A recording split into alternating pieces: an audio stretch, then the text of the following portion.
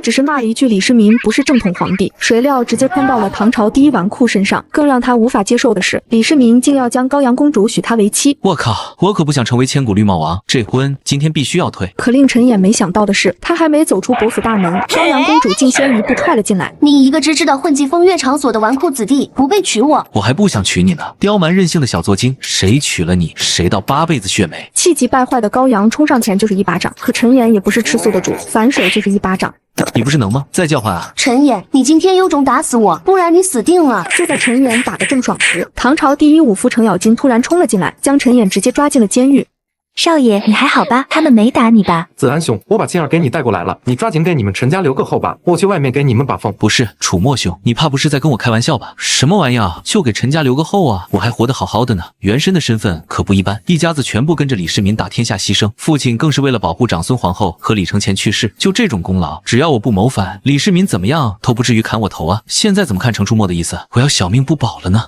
子安兄，具体情况我也不知道，是我爹让我把青儿带过来的。不可能，我又不是干了谋反的事，只是打了高阳公主而已，陛下不至于杀我。作为一名被大运送过来的穿越者，我虽然打了高阳公主，但并没有往脸上打，而且赐婚的圣旨已经宣告天下，现在全长安都知道我会娶高阳公主。在这个节骨眼，李世民要是杀了我，怎么去跟天下人交代？事情是不是真的我们都不清楚，但我爹既然这么安排，肯定有他的道理，要不你还是先给你陈家留个后吧。少爷，我愿意的。你愿意个毛线啊？合着你们都觉得我死定了呗？楚墨兄，劳烦你去给我找纸笔来。子安兄，都什么时候了，就别想着给平康坊的姑娘写信了，传宗接代要紧啊！什么话？这叫什么话？我是那种分不清轻重的人吗？真的？那好吧，我这就去。随后陈演凑到青儿耳边吩咐了一些事情，不多时，程楚墨就带着笔墨纸砚回来了。陈演没有耽误，以最快的速度写了封信，郑重地交给了程楚墨。楚墨兄，这份信劳烦你交给程伯伯，让他转交给陛下。青儿，你也一定要记住我的吩咐。送别两人后，陈演重新躺了回去，不知道想到了什么，陈演突然笑出了声。二凤啊二凤，这次看我们谁先急。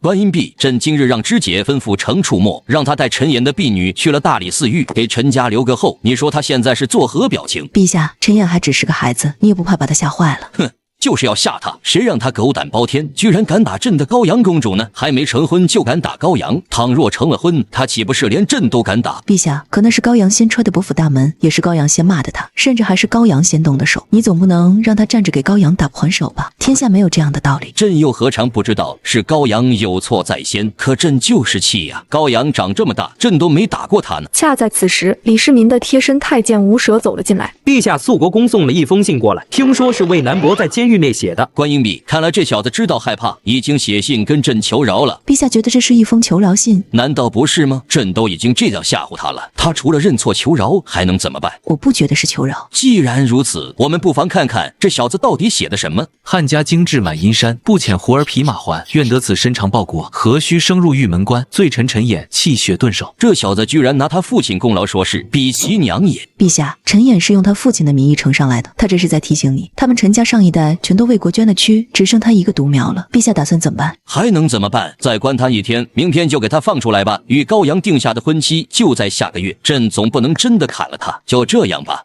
吴蛇，安排下去吧。陛下，据不良人打探，从大理寺狱出来后，程家大郎便回了肃国公府送信。可魏南伯那个侍女回了一趟家后，便四处拜访诸多国公大人。那个侍女拜访诸多国公做什么？听说是送礼。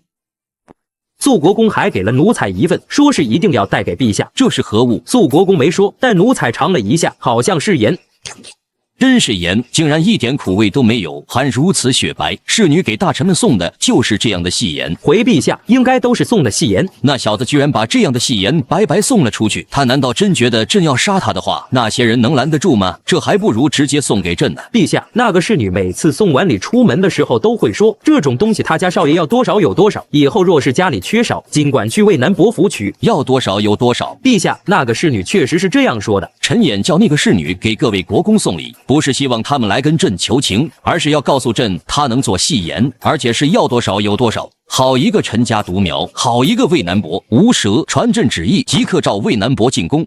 很快，陈演就被吴蛇带了进来。罪臣陈演，拜见陛下，拜见长孙皇后。朕以前怎么不知道朕的魏南伯居然如此聪慧？你可知刚刚足足有5位国公来替你求情？臣惶恐，敬劳诸位国公如此厚爱，更因此惊扰圣驾，臣万死难辞其咎。好一个万死难辞其咎！要不魏南伯把自己的罪行一一如实道来，朕看看你是否真就万死难辞其咎。臣不知，既不知罪，为何自称遂臣？陛下说臣有罪，臣便是有罪。朕何时说过你有罪了？看来李二是打定主意，不认吓唬我这件事了。不过你想把这件事接过去，可没那么简单。既然陛下未说臣有罪，那臣便无罪。朕何时又说过你无罪了？要知道，朕可是把公主都下嫁给了你，偏偏你还不知感恩，居然敢打朕的公主，你还说你没罪？罪臣鞭笞公主，冒犯了皇家威严，臣自知罪该万死，请陛下即刻将罪臣斩首，以儆效尤。好一个伶牙俐齿的魏南伯，你是不是真觉得朕不会杀你，还冒犯皇家威严，朕都能诛你9族？陛下，臣9族也包含您，那朕就诛你3族。陛下，臣只有7系2族了。他父辈都为朕战死，母亲也走得早，从小就没人教导，朕又怎能生气？陛下何故与一个孩子置气呢？再说他还是咱们的女婿，都是一家人，有什么事坐下说吧。过来坐吧，来尝尝你程伯伯给朕的茶。难怪程咬金明明从我家搬了一套家具走，后来又死皮赖脸搬走了2套，原来是给李二送过来了。那刚刚李二说的茶，你也别跟个没见过世面的一样。若是你喜欢这桌椅，回头等高阳出嫁的时候，我让你程伯伯给你打一套。茶香清冽，回甘悠长。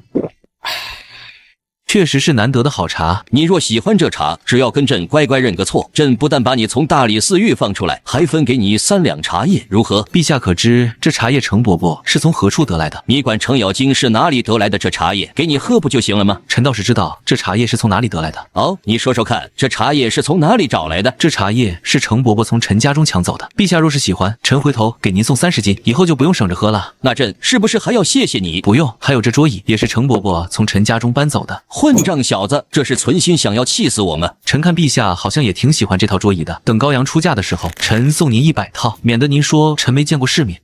你少说2句吧，把陛下气着了，对你有什么好处？既然娘娘让臣闭嘴，臣就闭嘴吧。反正臣现在已经心情舒畅，念头通达了。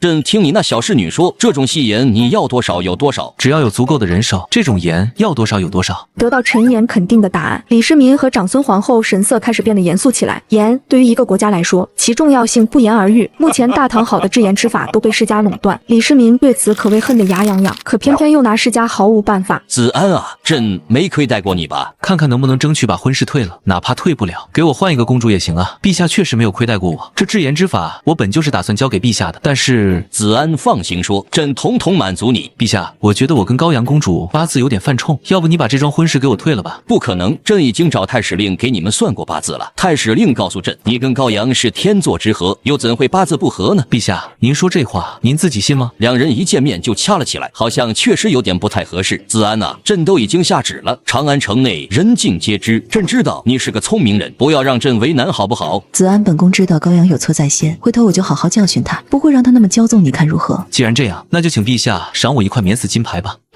你要这东西有什么用？你难不成还真以为朕会杀你不成？万一我实在忍不住又对高阳动手了，免死金牌刚好能堵住别人的嘴。怎么就把高阳嫁给陈演了呢？现在这是整的。眼看李世民陷入沉默，陈演开始说起了制盐的事。子安，你真愿意把这制盐之法交给朕？我愿意把制盐之法双手奉上。另一边，高阳公主的侍女匆匆回到掖庭宫，将立正殿内的事情说了出来。她怎么可能这么快出来？走，我们去立正殿。今天本公主要找回场子。可陛下在跟魏南伯在商议要事，要不我们还是等魏南伯走后再去吧。本公主凭什么要等他走？这是在皇宫，是本公主的家。走，咱们现在就过去。哎呀，都已经被关了3天了，平康坊的姑娘们估计都想我了。您下个月就要跟高阳公主完婚了，要不还是少去点那种风月场所。我知道公公在担心什么，无非就是担心高阳那小作精闹呗。你尽管让他来便是，我要是怕他，我就不姓陈。恰在此时，前面拐角突然走过来2名女子，双方同时停下了脚步，相互大眼瞪小眼。你瞅啥？本公主瞅你咋地？你再瞅一个试试。试试就试试。你丫的，是不是还想跟我干一下子？干就干，本公主难道还怕你不成？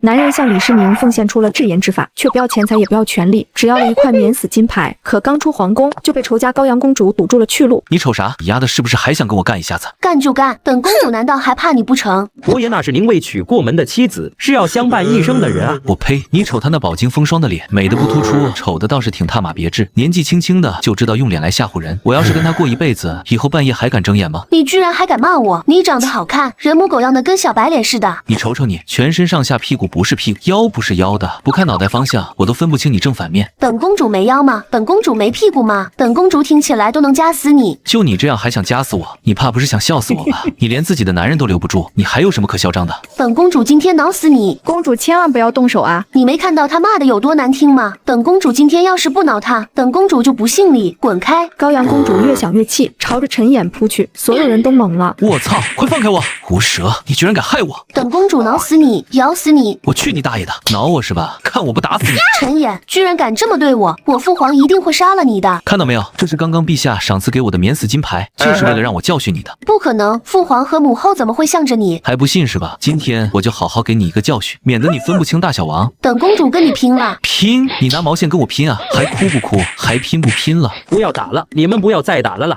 陛下，魏南伯和高阳公主又打起来了，奴才实在不敢了啊！废物，快带朕过去！怎么不哭了？不会打出毛病来了吧？你累了吗？卧槽，高阳脑子不会傻了吧？陈琰急忙起身退出去了10米远。就在这时，吴蛇带着李世民和皇后快步走了过来。儿臣见过父皇母后。朕听吴蛇说，你刚刚和魏南伯又打了起来，可有这回事？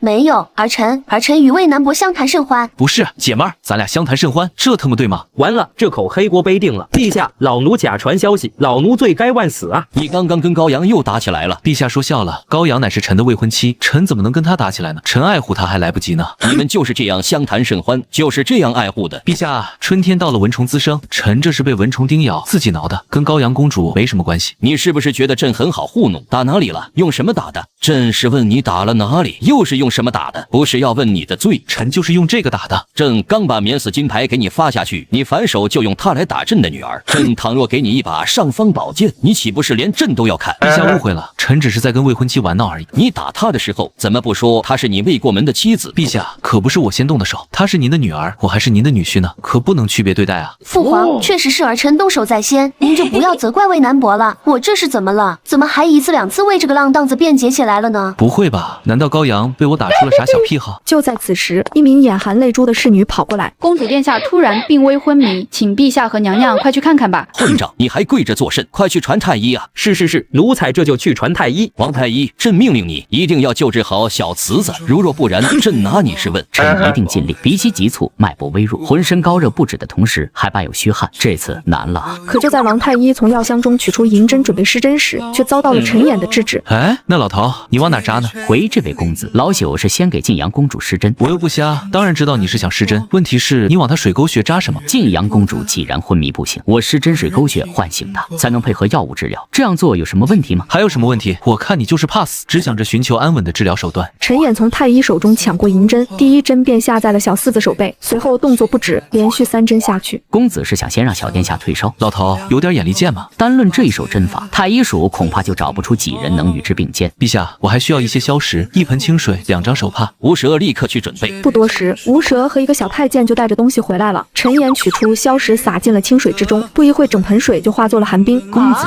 这莫非是仙家法术？子安，你懂仙术，一定可以救回小搜子，对吗？陛下，娘娘，这不是仙术，这只是消食的特性，你们也能做到的。随后，陈琰用手帕包裹住冰块，敷在了小四子额头上，接着又让吴蛇去自己府上将药箱取来。子安，小四子真的会没事吗？只要晋阳公主烧退下来就没事了。你叫碧云是吧？麻烦你准备一份公主平时吃的给我看看。好的，陈公子。可恶的陈琰，对一个侍女都这般客气，对我居然如此无礼。正在这时，一位仙风道骨的道士走进了凤阳阁。臣李春风拜见陛下，拜见皇后娘娘。太史令，快请起！朕曾听你说过，小慈子平生有3道劫难，这第1劫是否就在今日？陛下不必忧虑，贫道已经算过了，小殿下贵人有贵人相助，往后余生岁岁平安。你跟朕出来一下。太史令的意思是，子安便是小慈子的贵人，也是破劫之人。回陛下，偏激不可泄露太多，臣只能告诉您，以后有关小公主的事，您都可以听魏南伯的。太史令，小厮子的第1劫是否能安稳度过？娘娘请放心，小公主断然没有夭折的可能。太史令，你上次跟朕说，子安和高阳八字天合，乃是天定姻缘，可是2人却是一见面就打架。陛下，您有没有想过，魏南伯和高阳公主若是不打起来，您能得到怀中那件东西吗？又会赶上小公主的病情吗？二郎，太史令说的不错，好像还真是这样。看来高阳必须嫁给陈琰，谁来都不好使。不一会，小太监就端来了公主的膳食，全是菜叶，这是给兔子吃的吧？皇后娘娘，我跟您说实话吧，晋阳公主正是长身体的时候，你们只给她吃一些清粥和蒸煮的蔬菜，可能会要了公主的性命。小厮子才2岁，我可以忍受这样的食物，他一个孩子怎能忍受得了？都怪那些庸医。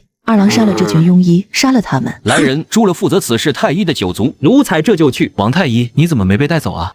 男人掏出青霉素，小心翼翼地倒进患有气疾的公主口中。掏出这种东西，我这会不会改变了历史？我听说皇后娘娘同样患有气疾，您不妨试试，我这种药说不定会有奇效，每日3次，一次3滴即可。子安本宫的事以后再说，小厮子又该怎么去养？子安有什么话，但说无妨，朕不会怪罪你的。如果陛下和娘娘愿意相信我的话，能否让小公主暂居在我家中，由我亲自照料小公主？子安非要如此。娘娘，这是最好的选择。如果不是因为您是皇后，我都想让你也去我那里养病了。不行。这绝对不行，小厮子，你可以带走，观音币绝对不行。陛下放心，伯府距离皇宫不过3刻钟路程，小厮子即便想你们，随时可以回宫探望。陛下和娘娘得闲时，也能前往我那里看看小厮子，不是？儿臣觉得魏南伯说的在理。再说儿臣下个月就要嫁到伯府了，儿臣也会帮着照顾好小厮子。好吧，朕会让人把物品搬过去，等小厮子醒来，朕和皇后随你去看看。那我就先回家准备一番，静待陛下和皇后莅临。等一等，子安，先前你献出至颜之法，又救了朕的静阳公主，想要什么赏赐？尽管开口。陛下，这可是您让我说的哈，我想要一块免死金牌。卧槽，冲我来的！看着陈琰离去的背影，李淳风一时有些出神。陛下，魏南伯这么怕死吗？他怕死个屁！他要免死金牌，就是想打朕的羔羊。父皇，您既然知道他要免死金牌是用来打儿臣的，那您为何还要给他？子安不是救治死子有功，就要一块免死金牌，朕怎能不满足他？再说，你方才不也没阻止？朕着实没想到，子安居然真的能制住羔羊。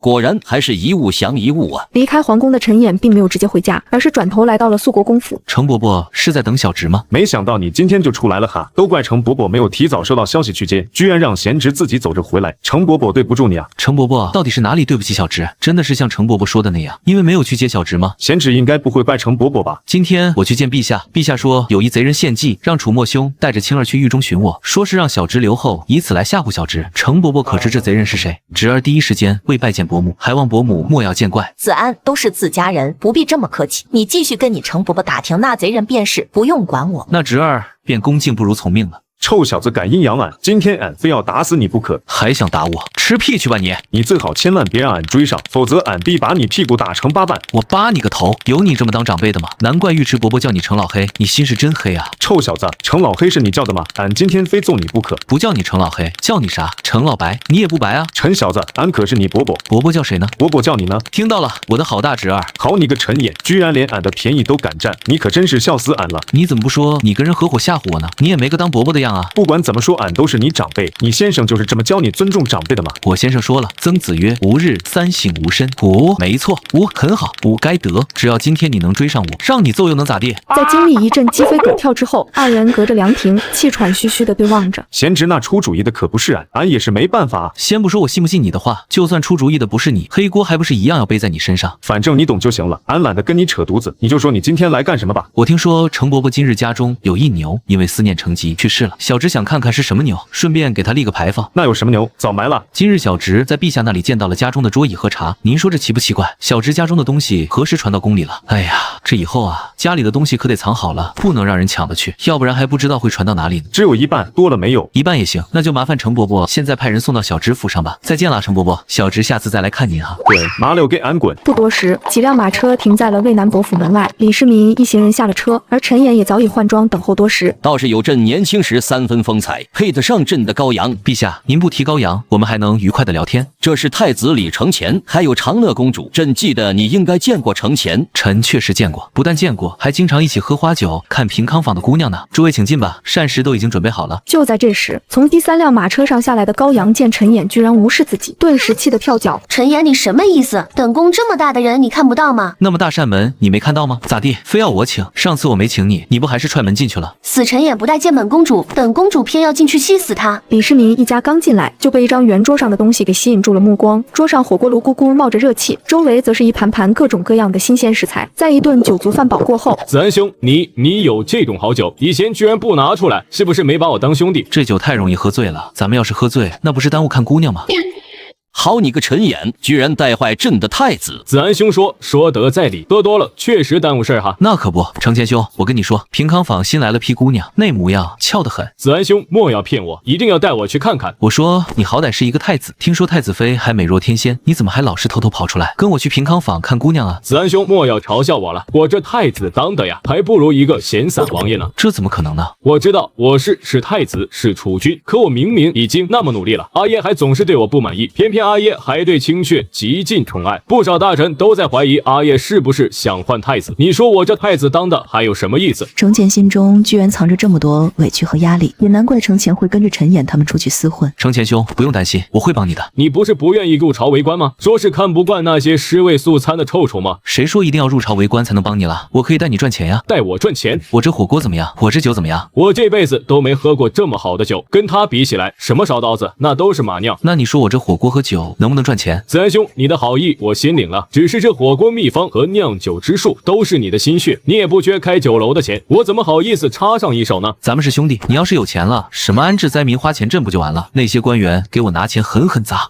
用钱把他们硬生生砸成你的狗。子安兄，你又说笑了，收买人心哪能全靠钱啊？比喻你懂吗？那什么越王不是作诗吗？我先让他做10000首又如何？你信不信我只1首便能让他自愧不如？你若是说看姑娘的眼光，你绝对能让清阙自愧不如，可要说作诗还是算了吧。一个混迹风月场所的纨绔子弟，别说作诗了，恐怕连字都写不好吧。青儿上笔墨，本少爷要题诗一首。子安兄，你来真的啊？今天我就让你开眼，告诉你什么才叫诗。青儿好了没？好啦好啦。君不见黄河之水天上来，奔流到海不复回。君不见高堂明镜悲白发，朝如青丝暮成雪。这还是我印象中的纨绔子弟吗？什么时候他这么有才华了？人生得意须尽欢，莫使金樽空对月。天生我材必有用，千金散尽还复来。彩大彩，子安兄继续。烹羊宰牛且为乐，会须一饮300杯。李太子陈青儿将进酒，杯莫停。子安兄，此诗当传颂千古啊！那他便是你的了，拿去跟那越王比比看。随即陈衍就醉倒在地，所有人都呆愣在了原地。陛下恕罪，少爷他酒后失仪，绝非有意。朕与你休沐3日，带着太子妃出去走走吧。阿娘，父皇这不必担忧，好好出去玩3天，万事都有阿娘在呢。程坚，你要明白，你阿爷从来都没想过换太子。阿娘，儿臣记住了，以后有什么事不要憋在心里，记得要跟阿娘说，你不仅是太子，同样也是阿娘的孩子。儿谨记教诲。陈颖，小邹子就交给你了。在回宫的马车上，李世民突然提起了一件事。你说程前明日会不会来找子安？二郎就像程前说的那样，火锅秘方和酿酒之法都是子安的，我们则好插上一手。子安不提也就罢了，可偏偏子安还自己提出来，朕这颗心就跟猫抓一样养得紧啊！阿耶，皇爷爷当初明明下令禁止酿酒的，您倘若让阿兄跟魏南伯酿酒赚钱，岂不违反了律法吗？大唐律法还禁止杀牛呢，你看程咬金牛肉少吃了吗？再说了，程前作为朕的太子，子安作为朕的女婿，他们俩想酿酒，朕有什么办法？难道朕还能把他们砍了不成？阿耶说的在理，虽然子安方才喝醉了，但朕觉得他并不像说笑。当然，朕也不占他便宜。励志去年不是开酒楼倒闭了吗？那酒楼的位置好得很，朕把那酒楼给他，要些利润不过分吧？二郎，那你打算如何跟子安说呢？你又该如何跟朝中大臣解释呢？难道你忘了去年励志开酒楼时就被朝中大臣弹劾？朕不是给了程前3天休沐吗？他肯定会去寻子安玩，到时候朕只需找个人在旁边稍微引导，不就能把话题引到开酒楼上了吗？朕何须出面？那陛下打算让谁去引导？太子妃吗？高阳怎么样？高阳乃是陈衍的未婚妻，上门也没什么。二郎，你确定派高阳去？两人不是又要打起来吗？若不派高阳去，还能派谁去？作为跟死子异母同胞的姐姐，她上门去探望妹妹没问题吧？很合理吧？4日清晨，陈衍就被青儿叫醒。少爷，昨天来的贵客之中有2位今天又来了，您快去看看吧。又来了，微臣见过程前兄、太子妃、长乐公主。魏南伯不必多礼，早就听夫君时常提起魏南伯，可惜一直都没有机会来拜访，今日登门多有打扰。石子头一次离开皇宫，我实在有些担心，请魏南伯不要见怪。李励志来看望小四子属于正常，李承前怎么会来？还是带着太子妃？承前啊，你……阿爷下令让我休沐3天，带着太子妃出去玩，我也不知道去哪里，索性就来找你了。陛下没打你板子，还给你休沐3天。子安兄，怎么你好像挺希望我被打板子啊？那肯定不是。少爷，程楚墨、尉迟宝林、秦淮道也来了，正在门外，要喊他们进来吗？去叫进来吧。不一会，几人就走了进来。老陈，听说你要带俺们赚钱，这话不假吧？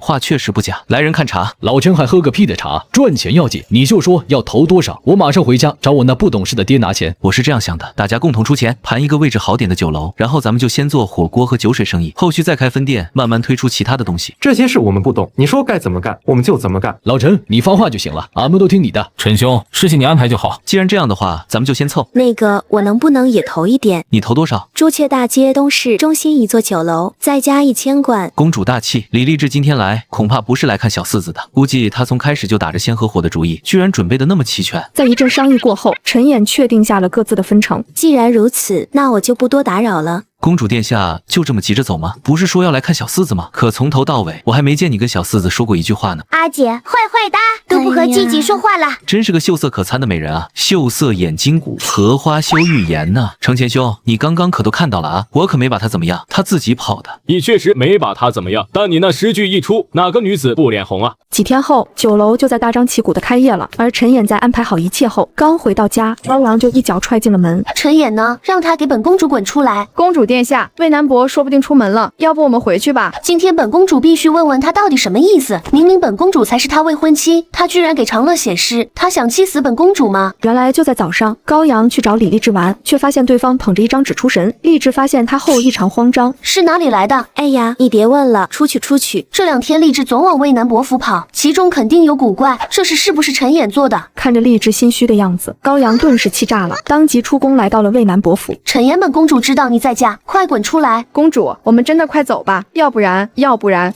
会怎么样？他陈演先对不起本公主，他难道还敢打本公主不成？您难道觉得魏南伯不敢吗？这里可是伯府啊！伯府又怎么样？上次倘若不是本公主大意，让那可恶的陈演抓住了机会，谁打谁还不一定呢。高阳在伯府搜了一圈又一圈，最后直奔后院，果然看到了在晒太阳的陈演。少爷，高阳公主殿下已经找过来了。来就来呗，大不了互掏一下，谁怕谁啊？阿姐，你是来看季季的吗？陈演，你什么意思？你跟我解释解释，为什么你要给长乐写那样的诗？你有没有搞清楚谁才是你未婚妻啊？什么诗？难道那诗不是陈演做的？励志好像确实没说过那诗是陈演做的，一切都是我个人猜测而已。就那个羞涩眼骨精，荷花羞玉颜，跟你没关系吗？不就一首诗吗？那的确是我做的，你打我腮。你说得倒轻巧，那可是美人诗啊！本公主下个月便要嫁给你了，你怎么可以给长乐写美人诗？你这样做置本公主于何地？你说话啊！公主今天过来踹了我家的门，若不给我一个说法，今天这事没完。你让本公主给你一个说法，不然呢？你莫非以为我家的门那么好踹？公主殿下，咱们走吧，先回去好不好？回什么回？你让他来，本宫今天站在这里，他若不给本宫一个说法，本宫大不了跟他拼了。别说我不给你机会，你现在离开，我就当你从来没来过。你倘若不知好歹，那我还有一块免死金牌。你看本公主怕不怕？可恶的陈演，吃老娘一腿！谢谢公主的腿。陈演，你这个流氓！喊你大爷呢！今天我就让你知道花儿为什么那样红。放我下来！你这个登徒子，我一定要告诉父皇，你居然敢这么欺负我！叫吧叫吧，今天你就算是叫破喉咙，也没人来救你了。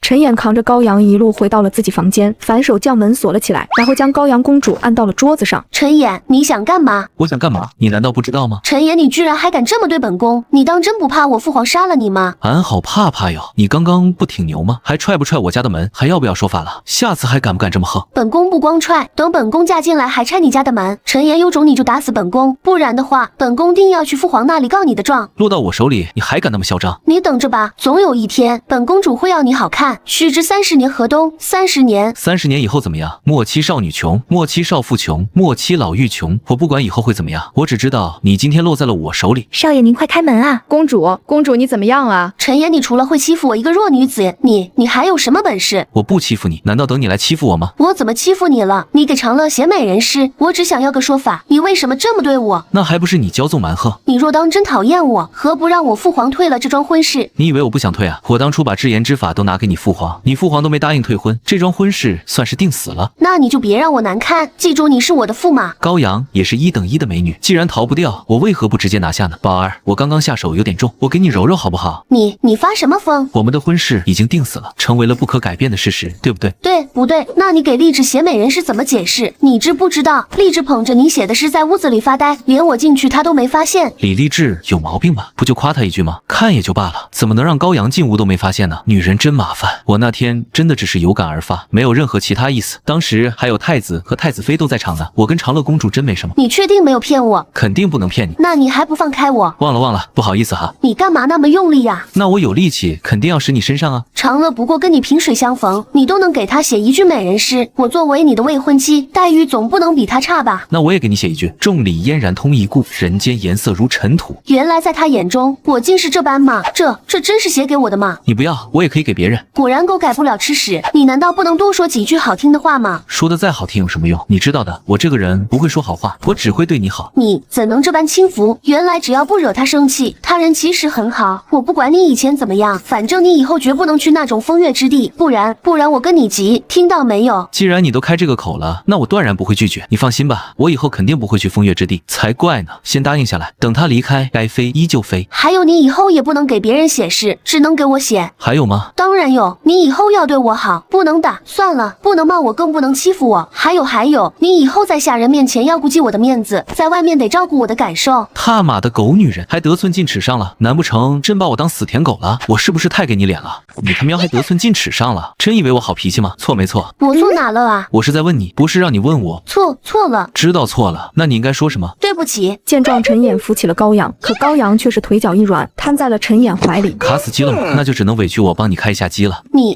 混蛋！高阳急忙整理好衣裳，接着开门走了出去。公主殿下，您没事吧？本宫能有什么事？回宫吧。不说您脸红成那个样子，单说您走路的姿势就不对呀，像极了那天在皇宫挨打后的样子。公主殿下，欢迎您下一次再来微臣家中做客。对了，记得带微臣向陛下问好。少爷，您少说两句吧。公主若真告到陛下那里去，您怕是没好果子吃。别担心，高阳肯定不会去告状的，心里说不定还偷着乐呢。为什么？还能为什么？因为我满足了他的小癖好呗。而另一边，李世民像往常一样上完早朝，吴蛇便慌忙跑进来禀报道：陛下，不好了！方才蔡国公府传来消息，说结巴什么？快说啊！太医说蔡国公病重，恐怕活不过2天了。怎会如此？克明，朕的克明啊！来人，给朕牵匹快马来。克明在哪儿？快带朕去看看。陛下，请随我来。不一会儿，杜构带着他们来到一间屋子，王太医正在给杜如晦治病。克明，你走了，叫朕该怎么办啊？陛下不必如此，生老病死乃人生常态，唯一遗憾的便是不能再继续辅佐陛下，看陛下开辟出一个盛世了。告诉朕，到底怎样才能救克明？千年人参还是天山雪莲？只要这世间有的，朕统统给你找过来。陛下，蔡国公患的是肠痈，且几然病入膏肓，药石难医啊。朕不管，你倘若救不回克明，朕让你给克明陪葬。陛下，臣真的无能为力啊。那你就去死！来人，给我把他拖下去。陛下，虽然臣没办法救蔡国公，可臣知道一个人，说不定他能救蔡国公。谁能救克明？渭南伯陈琰，他会仙术。仙你娘！陛下，渭南伯哪怕不会仙术，却肯定会医术，且医术非常高明。上次不正是渭南伯救治的小公主殿下？比其娘的还敢提上次的事，朕那日就应该连你一起砍了。不过他说的也有几分道理。来人，速去渭南伯府，把渭南伯叫过来。不久后，背药箱的陈琰走进了杜如晦的住处，刚进屋，李世民就冲了上来。子安，朕知道你医术高明，你快帮克明看看，朕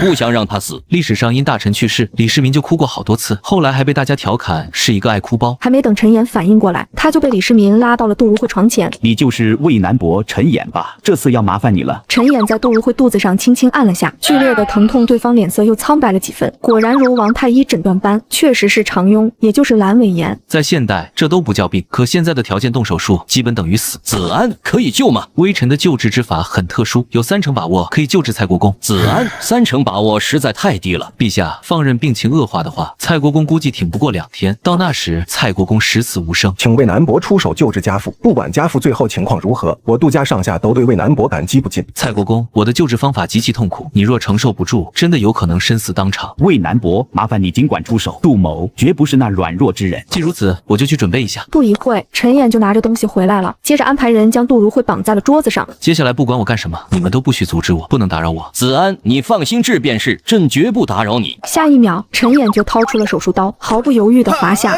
快停下来，我不想活了，让我死吧。克明，你坚持住，你不是说还要为朕尽一份力吗？随着时间流逝，陈琰割下阑尾，接着给伤口缝合了起来。这人的伤口还能跟缝衣物般缝起来吗？你还说你不会仙术？然而还没等杜如晦反应过来，陈琰就掏出了烧红的烙铁。渭南伯，你莫非要拿这玩意烫我？我建议蔡国公别乱动，别大声说话，免得牵扯伤口，不然到时候……子安，这次多亏了你，要不然朕就失去克明了。渭南伯，你先前切出来那个是什么东西？那个东西就是肠痈发作的原因，切掉就好了。子安，你跟朕说实话，你到底会不会仙术？陛下误会了，我真不会什么仙术，我只是一个普通人。陈公子，您莫要诓骗我等了，老朽还从没听说过把人的腹部切开还能保证那个人不死的。您还说您不会仙术？仙你娘！我娘要是仙人就好了。别以为我不知道，那什么狗屁仙术术就是你传出去的，小心我锤死你！你会不会仙术暂且不论，朕只问你一句话：观音闭和长乐还有小嗣子的病，真的无法根治吗？气急与其他病不同，基本无法根治，但只要到陈家中调养好身子，就不会危及生命。嗣子住你家没关系，可长乐已经到了婚嫁之龄，怎么能住到你家去调养？皇后就更不能住到你家去啊！陛下，往后我来给他们准备膳食，您派人来取便是。你尽力就好，朕相信你。那个，陛下，我有个不情之请，你先说说看，朕听完后再决定要不要答应你。那个，我今天算立功了吧？陛下，你看，要不赏我点啥？这样吧，朕封你做郡公怎么样？我怕死得很，您赏我一块免死金牌好了。你难道以为朕不知道吗？还怕死？滚，给朕滚！不给就不给嘛，凶什么凶？原本想试试左右开弓呢。几天后，朱雀大街上，一辆马车缓缓驶过，其内隐隐约约传出一道哀求声：“公主，我们回去吧，别找魏南伯了，好不好？算奴婢求您了。”今天早晨我听父皇说，陈演的酒楼开业了，立志一早便去了魏南伯府，他们孤男寡女的，本宫当然要去看着点他们。可酒楼也不止长乐公主投钱啊，酒楼正式开业，他们肯定会去的呀，怎么能算孤男寡女呢？陈演作为本宫的未婚夫，他的酒楼开业，本宫去瞧瞧有何不可？那说不定魏南伯很忙呢，要不奴婢带您去其他地方转转可好？本宫饿了想吃饭行吗？公主殿下，前面就到魏南伯的酒楼了，您别怪奴婢多嘴，等会儿见到魏南伯，您收敛一点吧。你为何让本宫收敛一点，而不去让陈演那个无耻小贼收敛一点？本宫知晓你在担心什么，你且放心，本宫自有分寸。在几名侍卫的护送下，两人安然无恙地进入了酒楼，正好赶上刚从楼上下来的小顺子。殿，小姐，我家公子不在。本宫去过他家里，下人说他来了酒楼，现在你又说他不在酒楼，你可知欺骗本宫的后果？就在这时，一道声音喊住了高阳：“表妹，你也来给陈兄捧场吗？不如我们一同上去。”完了，怎么这么倒霉啊？伯爷啊，小的实在没办法了。小顺子，说实话，陈演走没走？没办法的小顺子只好带路去了3楼。可当高阳推开门时，却是当场愣住了。只见陈演与李丽志相邻而坐，李丽志抱着小嗣子，三人都笑得很开心。伯爷，高阳公主到了。你进门之前不知道敲门吗？你作为公主的礼仪涵养呢？你怎么有脸说我的啊？你吃饱了吗？还站着干什么？既然来了，就坐吧。皇姐，能否请你稍微往旁边挪一下？妹妹想和陈演说话。当然可以，你和魏南伯聊吧。我喂小侄子吃饭，为什么感觉心里酸酸的？陈兄，听说你的酒楼今天开业，我特意来给你捧捧场。长乐表妹和晋阳表妹居然也在啊，今日倒是热闹哈。哥们儿，你装的有点假哈，你真以为李丽芝傻不成？长孙兄，太客气了，快进来坐吧。表哥，我们许久没见了，你进来可好？我跟往常一样在家读书，偶尔出去参加一些诗会，与国子监的同窗交流心得。倒是表妹，多日不见你似乎瘦了些，劳烦表哥关心了。这一点你别怪表哥说你平时得多注意点膳食，身体才能好，不然表哥会担心你的。年纪轻轻就这么油，以后还得了？父皇母后最近总说长孙冲的好，我不知其中的意思呢。饭局上，长孙冲一个劲给李丽志献殷勤，各种关心问候的话一股脑抛了出来。李丽志努力保持着得体的笑容，但笑容愈发勉强起来。表哥，今天我们酒楼开业，几个河本人坐在一起商量一些事，望表哥莫要怪罪，丽志便不招待了。可陈兄让我进来了。魏南伯请你进来是出于礼貌，现在我请你出去亦是出于礼貌。表哥，我记得你以前很懂礼的。表妹，大家都是亲戚，不至于那么不讲情面吧？既然如此，我便不打扰，先告辞了。不好意思，让大家看笑话了。皇姐，你可别听他说在家读书什么的，他平常比陈演他们还玩得花，平康坊的常客就有他。你怎么知道的呢？我叫人调查陈演的时候顺便知道的呗。公主殿下说错了，长孙冲没撒谎，他平时正和国子监的同窗交流心得，诗会同样有参加，只不过他们不在国子监交流，而是在平康坊里交流罢了。哪是会呢？公主殿下有所不知，平康坊的姑娘们最喜欢的便是诗，经常在平康坊举办诗会呢。长孙冲从不缺席。父皇和母后有意把我嫁给长孙冲，可他却是这样一个人，跟陈演比，一个天一个地。行了，吃饭都堵不住你们的嘴啊！有什么不好说的？你该不会心虚吧？我有什么好心虚的？你别无理取闹。你说谁无理取闹？陈演，你当真以为本宫怕你不成？啊，对，公主殿下说的都对，之前也不知道是谁，看我一拿出免死金牌，吓得哟。我只是不想在外人面前丢脸，根本不是怕他打我。怎么不说话了呀，我的公主大人？不如咱们去隔壁雅间，我让你感受一下免死金牌硬不硬，或者再费一番口舌，让你瞧瞧我那双不太听话的手。你们俩马上便要成亲了，怎么还能跟孩童似的，因为一些小事争吵呢？皇姐，不是我想和他吵，他实在太太过分了，上次明明我跟他都有错，他怎么能说我无理取闹呢？你说的上次是在皇宫那次吗？你还好意思说呢？若不是你抱着那句诗瞎看，哪里会有上次的事发生？皇姐比我漂亮又温柔，万一她跟我抢陈眼，父皇不一定会拒绝。上次没什么事，只不过陈郎君给我写了一句诗而已，皇姐想听听吗？高阳妹妹，魏南伯写了怎样一句诗给你？能念给我听听吗？众里嫣然通一顾，人间颜色如尘土。皇姐觉得陈郎君写给我的诗怎么样？魏南伯才高8斗，写给高阳妹妹的诗自然极妙。为什么魏南伯写给高阳的诗不如写给我的呢？明明高阳才是他的未婚妻啊，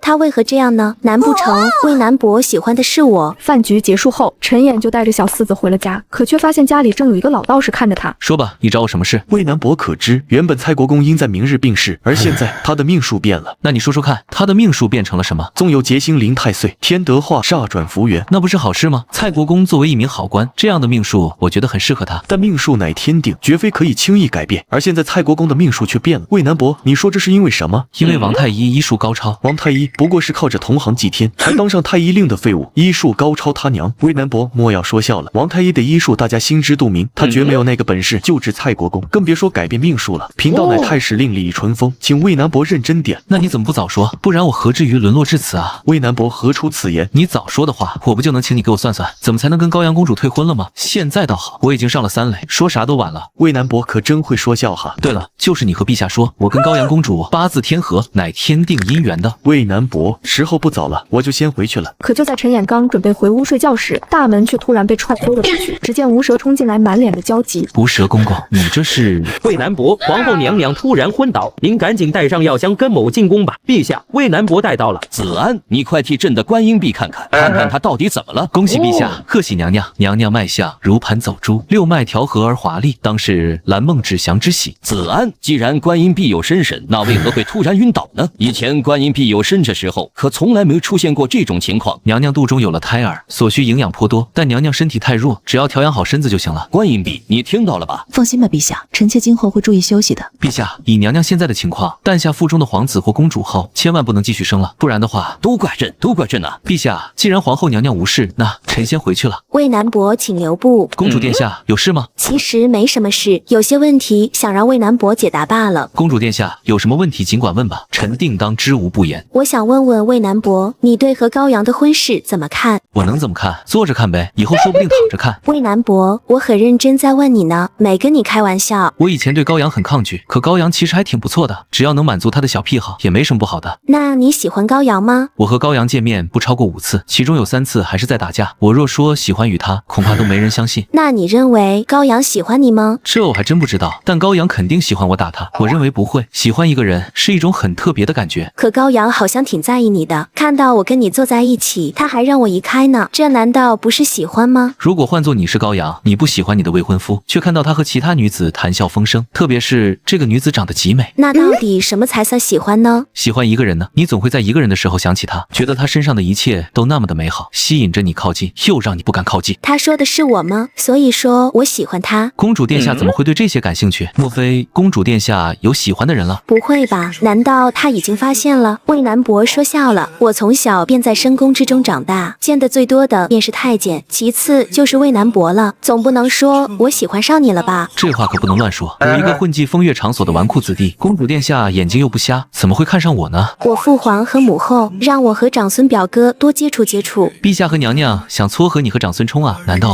这就是婚前焦虑症？可我并不想嫁给他。不嫁就对了，你确实不能嫁给他。为什么？怎么说呢？其实5府内的近亲是不能成婚的，否则会遭天谴。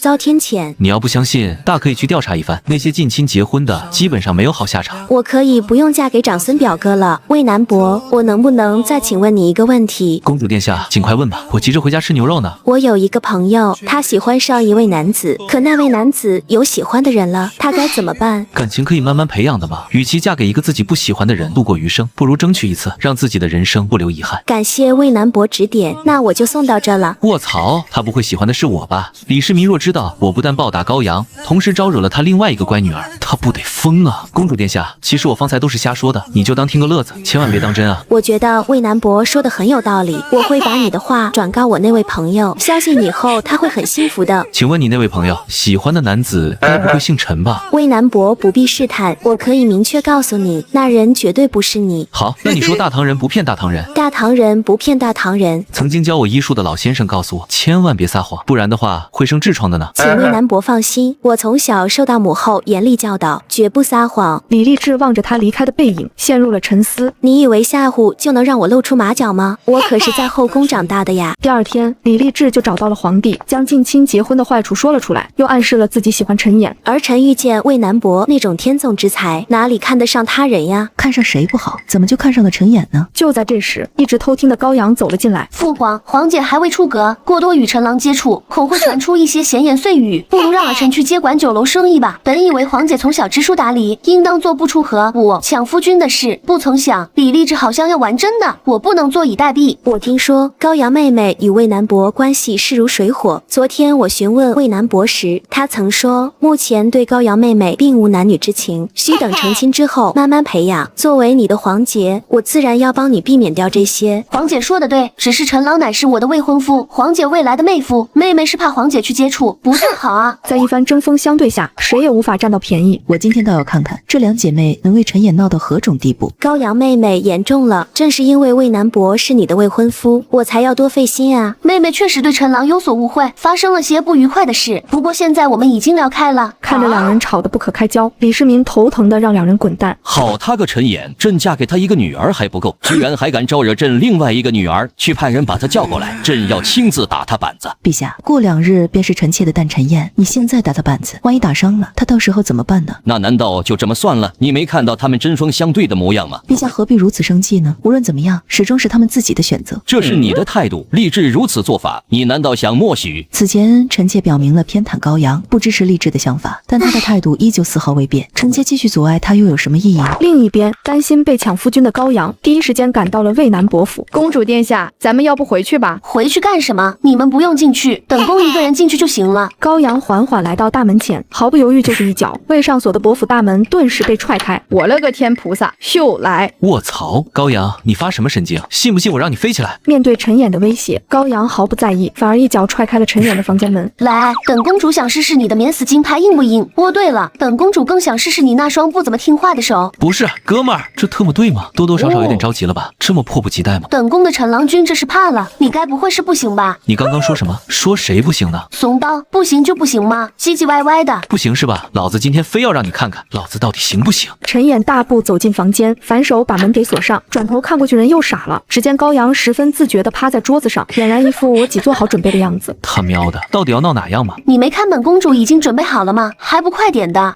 高阳啊，你今天到底怎么了？有什么事你说出来好不好？咱们可以一起想办法解决，你没必要这样。我想干嘛？我当然想得到你的心啊！别给脸不要脸，我今天没空陪你玩那些无聊的把戏，你赶紧给我滚出去！凭什么？凭什么啊？明明我才是你的未婚妻，你凭什么这么对？继续！你老实告诉我，你身上到底发生了什么事？我身上发生什么事，跟你有什么关系？你要是个男人就继续，别让我看不起你。天下看不起我的人多了去了，你算老几？陈演，你是不是男人？本宫都这样骂你了，你难道忍得住吗？倘若我忍不住的话，岂不是让你爽到了吗？你就是个死怂包，被一个女人当众踹了大门，脸面被踩在了脚底，你居然屁都不敢放一个，你连无舌都不。让你说原因你不说，还敢蹬鼻子上脸了？能不能好好说话？可令陈演没想到的是，高阳竟直接强吻了他。不对劲，其中一定有问题。高阳，你到底想干什么？我想干什么？我想要，你想知道？我当然想知道啊，要不然问你干嘛？哼，你想知道，那我偏不告诉你。你不说，我可要走了。我劝你别白费功夫了，我高阳不想说的事，无论你怎么样，我都不会开口。有本事你来试试。就在这时，房门被敲响。少爷，长乐公主来了，说要探望一下晋阳小公主，顺便看看酒楼的账本。您完事了吗？高阳，难道又因为李励志生气？李励志昨天晚上撒谎了。既然皇姐来了，我便随你去看看吧。我终归是这家的未来主母，家中来客怎好不出面呢？你这是干什么？我们之间有这么亲密吗？我若不看紧些，万一陈郎被外面的小妖精勾走，那我怎么办呢？我可不想下半生独守空房，做一个毫无存在感的怨妇。你放心，我绝对不会让你独守空房的。你乐意玩什么活，我都陪着你。李励志看到我挽着陈演的手，他会是什么反应？那么，陈郎，咱们走吧。皇姐，你也来了，别客气，在这里就当在自己家一样便好。这高阳到底在搞什么把戏？那个青儿还不快看茶！直到坐下来，陈演才甩开了高阳的手。这两人怎么还没完没了呢？高阳端起茶杯就往嘴边送，结果被烫得直吐舌头。高阳妹妹，何故如此心急呢？这茶要细品，你才能尝出其中的滋味与美妙。若你太心心急的话，不仅会错过茶的滋味，还有可能让自己伤到。什么意思？说我山猪吃不来细糠？若是高阳妹妹实在不会喝的话，我这个当姐姐的可以代劳，我并不介意这好茶被你喝过一口。李丽芝分明在以茶指人，让我把陈琰让出去。黄姐说笑了，这茶是我的，怎能让给你呢？而且我从小性子与寻常女子不同，就喜欢烫的。是吗？我知道高阳妹妹性子倔，无论做什么事情都要争。可这品茶不同于其他的事，我建议妹妹换一种茶饮用比较好。天下好茶实在太多，可是妹妹偏偏喜欢这一种，所以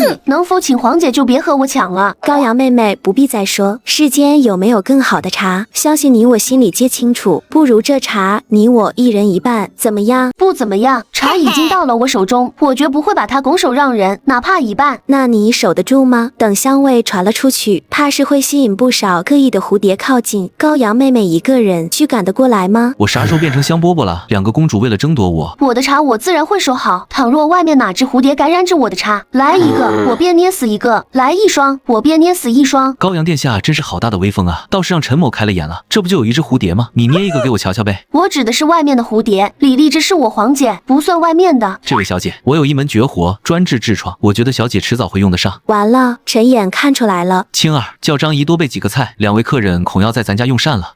不用了，我这就走。自从高阳公主和李丽芝走后，陈琰安静了一段日子。转眼间便到了长孙皇后的寿宴这天。正当李承乾准备第一个献礼时，越王李泰却先一步站了出来。阿爷、阿娘，儿臣在3个月之前便托人去临邑国带回来了一件宝物，不如让儿臣呈上来，给阿爷和阿娘先看看。临邑国带回来的宝物，快叫人呈上来看看。李承乾这个太子还没送上贺礼，李泰便先行开口要送礼，这置他于何地？卧槽，有好戏看了。阿爷、阿娘，儿臣认为此举不妥。丽芝认为这有何不妥啊？自古以来，尊卑有序，长幼有别。纵使亲戚阿兄礼物比较珍贵些，可太子兄长尚未送出贺礼，阿爷与阿娘若先看亲戚阿兄的贺礼，以后旁人该怎么看待亲戚阿兄呢？好妹妹，兄长平时没白疼你啊。丽芝说的在理，那便让承乾先行献礼吧。无舌，把太子的贺礼送上来吧。我们准备的贺礼其实并不差，只可惜夜明珠虽然珍贵，大概率比不过李泰的宝物。就在这时，几个太监抬着一件半人高的东西出现。我记得把夜明珠交给无舌的时候，夜明珠分明被一个小盒子装着，怎么突然变这么大了？承乾，你准备的这是何物？怎么如此巨大？后悔答应陈琰帮忙了，太子根本就不知道他准备的贺礼被替换了。陛下，太子所准备的贺礼太过珍贵，就这么说出来恐怕失去了期待之情，不如让老奴打开，陛下和娘娘一看便知贺礼是何物了。那便打开看看吧。无舌小心翼翼扯下红布，一尊半人高的七彩琉璃凤凰瞬间展现在众人眼前。这怎么可能？这怎么可能呢？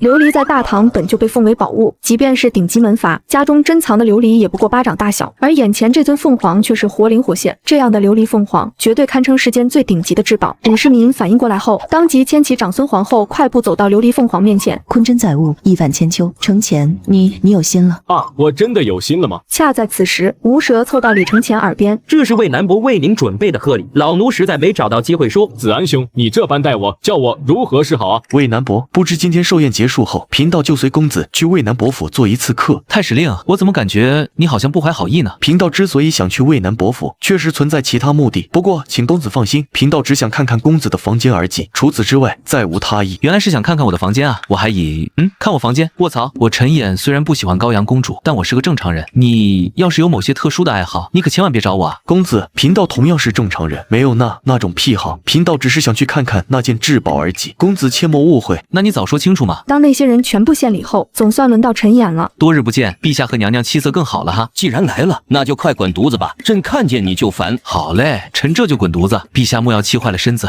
比起娘的，让你滚就滚吗？你什么时候那么听话了？陈琰兄对我这么好，我必须让父皇退掉他的婚约，让陈琰娶长乐多好。卧槽，我真他娘的是个天才。就在这时，一道紫色身影走了进来。儿臣恭迎父皇圣安。都起身吧，朕此次前来是立志苦苦哀求，也怪朕没事先告知你们，没没耽误你的寿宴吧？臣妾适才正与陛下说，宴席尚缺父皇品鉴方算圆满。您不怪臣妾与陛下未及远迎，便几时开恩，又怎么会耽误家宴呢？长孙皇后厉害啊！短短几句话，既暗示了李渊的权威，又强调李世民一直惦记父亲。关英弼说的不错，父皇能来，儿臣高兴还来不及。来，父皇请上座。不知不觉间，已经这么多年过去了。朕还记得丽质小的时候最喜欢黏着朕，而现在丽质已经长成大姑娘了。谁说不是呢？一转眼呢，孩子们该娶妻的娶妻，该嫁人的也马上就要嫁人了。确实是这样哈，丽质也到了嫁人的年龄。前些日子朕曾听丽质说过，你和二郎有意把丽质许给长孙冲呢。如果你们二人真的有意，不如朕今天就替丽质做个主。太上皇有所不知，表亲和堂亲皆属于近亲，是不能成婚的。既然近亲成婚不可行，那么丽质和长孙冲的婚事便作罢吧。对了，陈家小子来了没有？你小子还靠在那里做什么？还不赶紧滚过来！朕听丽质说，你不仅医术高超，还是个出口成诗的才子，你如今可成婚。好你个李励志，父皇和母后不帮你，你就请皇爷爷来是吧？真有你的！回太上皇，臣目前并未成婚，可未成婚好啊。既然丽质无法嫁给长孙冲，那陈家小子总没问题了吧？朕看他与丽质简直就是天造地设的一对，你们觉得如何呢？对对对，皇爷爷说的对，皇爷爷说的好啊！我跟陈衍是天造地设的一对。原来是冲我来的。李世民看着陈衍投来的求助目光，脸色黑得吓人。好你个陈衍，打朕的羔羊也就算了，最乖的长乐你也不放过。怎么都没人说话了？陈小子，你觉得怎么样呢？太上皇有所不知，微臣皇爷爷，孙儿倒是觉得此事可行，孙儿举双手赞成此事。这他喵的李励志可以啊，不仅说动了李渊，竟然还鼓动李承乾帮忙，要不要这么狠啊？为了娶朕的女儿，你当真是下血本啊！让朕的乖女儿去把太上皇搬出来就算了，你居然还让太子站出来支持，那琉璃凤凰是不是你小子整过来的？皇爷爷，此事恐怕不妥，孙女便要和魏南伯完婚。您倘若此时把皇姐许配给魏南伯，那孙女该怎么办？二郎，高阳说的是真是假？是真的，子安与励志之间的事，